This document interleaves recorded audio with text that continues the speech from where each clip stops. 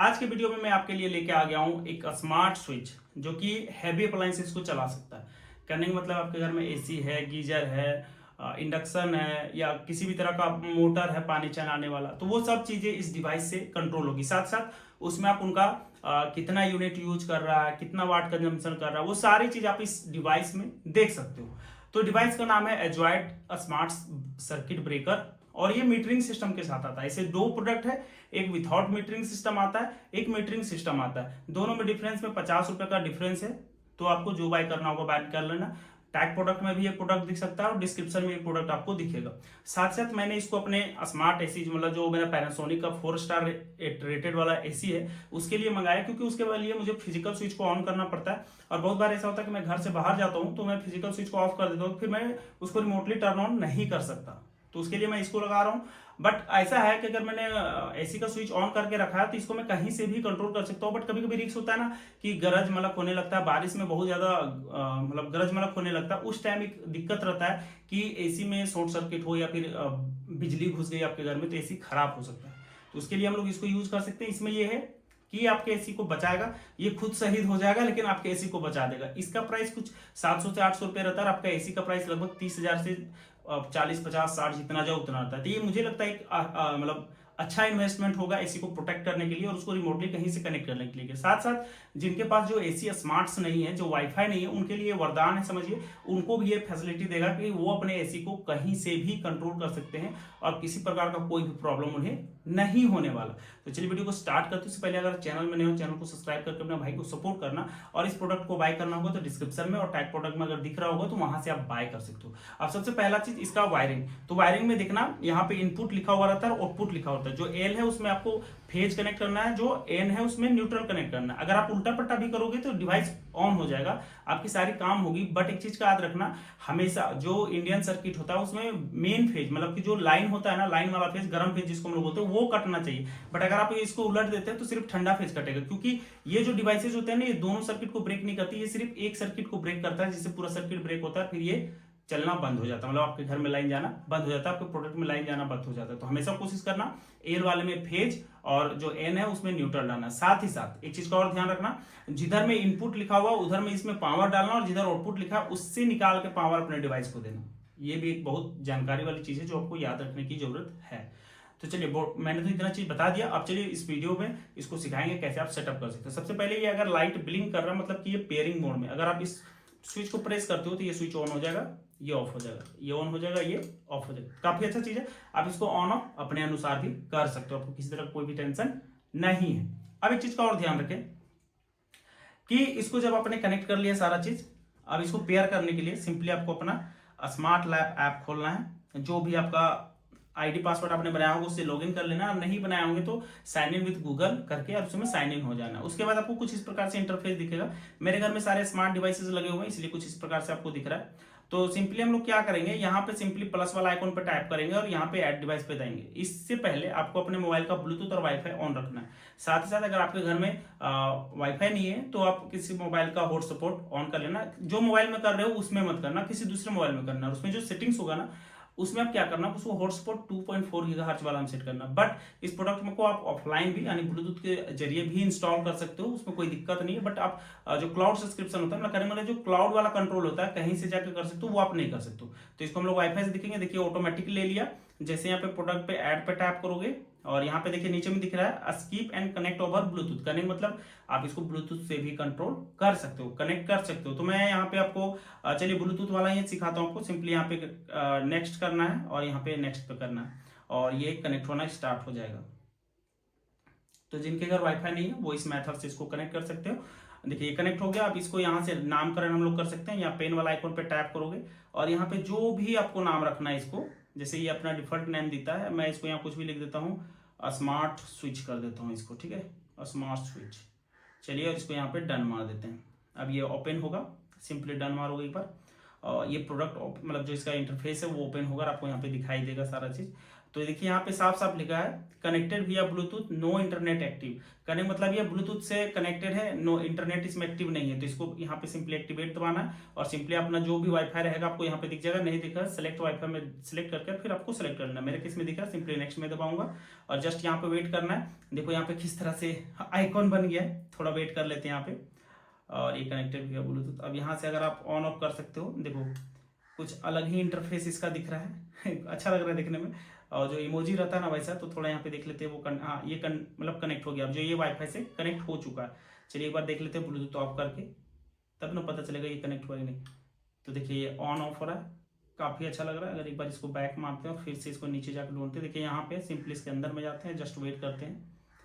देखिए तो क्या हो रहा है, ये जैसे इंटरनेट से कनेक्ट हुआ तो इसका रियल इंटरफेस आ गया। आप कुछ ये इस प्रकार से दिख रहा है। तो यहाँ से आप ऑन ऑफ कर सकते हो, साथ में नीचे में भी ऑन ऑफ दिया हुआ है और यहाँ पे टाइमर दिया हुआ है। टाइमर में क्या है कि आप इसमें सारा चीज, जैसे काउंटडाउन मोड का मतलब हो गया आप कितने टाइम के बाद चाहते हो स्विच ऑन करना। जैसे अगर इसमें मैं 1 मिनट करके यहाँ प्ले कर देता हूँ, तो जैसे 1 मिनट कंप्लीट होगा ये हो जाएगा। शेड्यूल में आप यहाँ से शेड्यूल कर सकते हो। अभी 1 मिनट में ऑन होता है कि नहीं देख लेंगे हम लोग। यहाँ से आपको जिस टाइम में इसको ऑन ऑफ करना हो, जिस दिन में इसको ऑन ऑफ करना हो, और ऑन करना है ऑफ करना है, यहाँ से आप करके, और अगर ऑफ करना है तो ऑफ करके श्योर मारना है, यहाँ पे सेव कर देना है। अब क्या हुआ, जो टाइम आपने सेट किया उस टाइम पे ये स्विच ऑफ हो जाएगा। ऑन ऑफ आप खुद पे मतलब कर सकते हैं। और इसको डिलीट करना है, सिंपली प्रेस एंड होल्ड करना है, कंफर्म करना है, ये डिलीट हो जाएगा। सर्कुलेट मोड है।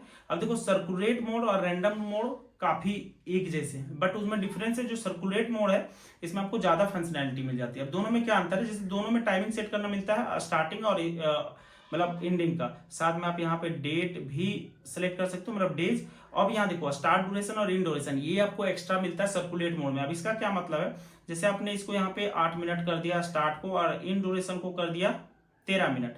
तो कहने का मतलब क्या है कि ये जो टाइम ड्यूरेशन आपने डाला है 7:38 से 11:45, इसके बीच में ये हर 1 मिनट जलेगा, फिर 8 मिनट बूतेगा, 1 मिनट जलेगा, 8 मिनट बूतेगा, और देखिए ये काउंटडाउन मोड शुरू हो गया और ये बल्ब जल गया। तो ये चीज है। और इसी में अगर आप यहाँ मतलब जाते हो रैंडम मोड में, तो इसमें सिर्फ ये देता है कि आप कितने से कितने टाइम तक ये ऑन रहेगा।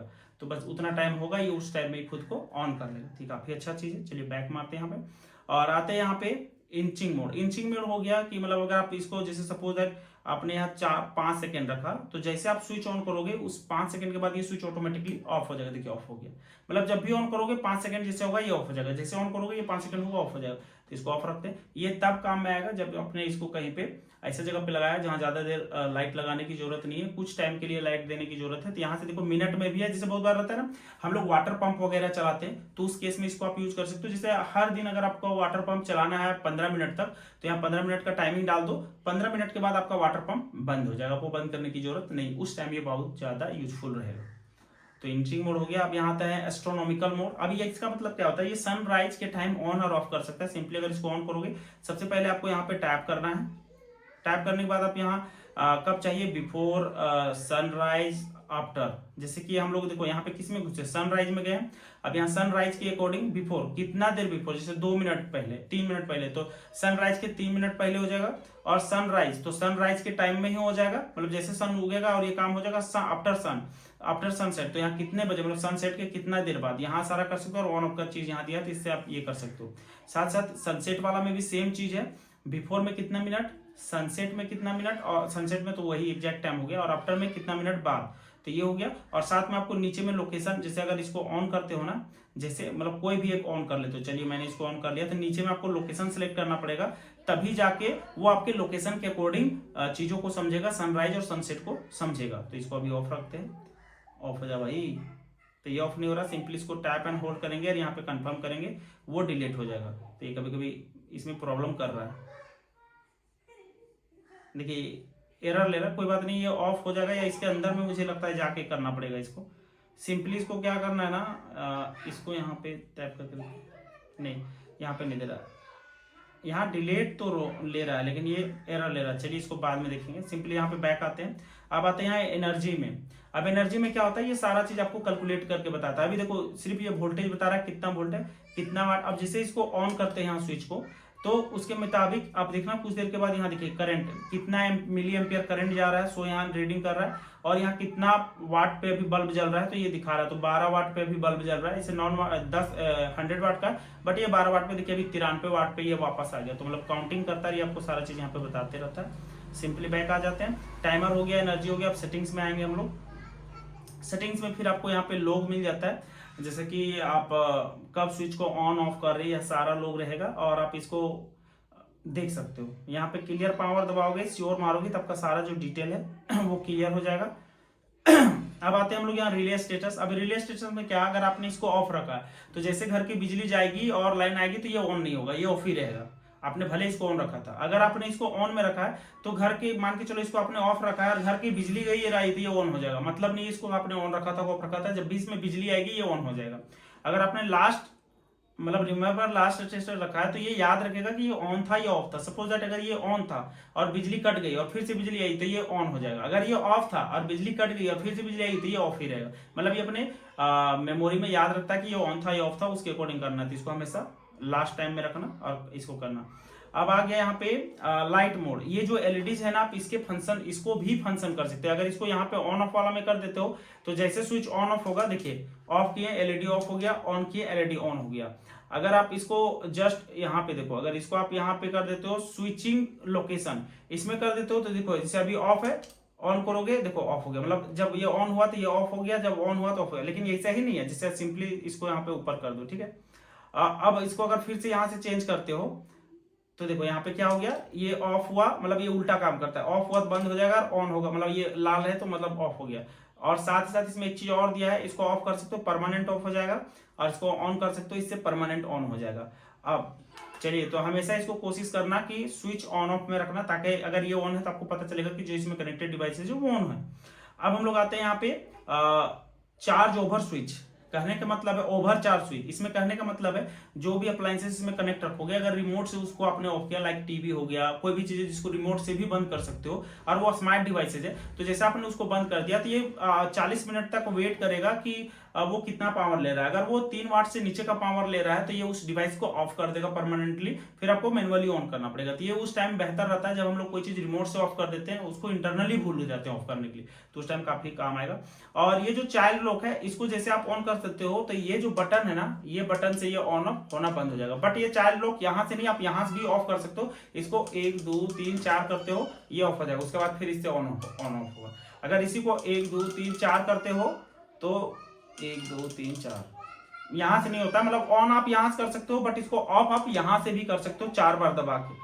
तो ये अच्छा है कि जो फिजिकल स्विच दिया है उसको भी आप कंट्रोल कर सकते हो, मतलब उसको भी डिसेबल अनेबल कर सकते हो। हम लोग यहाँ पे जाएंगे